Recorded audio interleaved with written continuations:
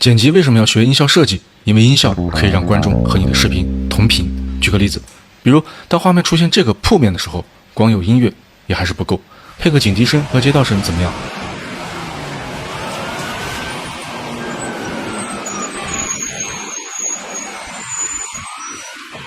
再比如这个画面，如果不配音效，总感觉无法表达时光流逝。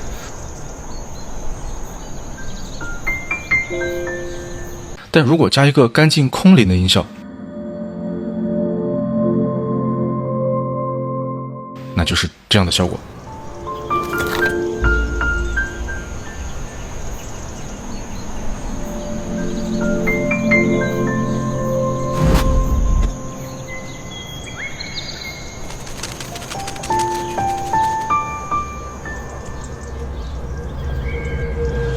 总之，你要把观众拉进画面，让他同频，你的音效设计就成功了。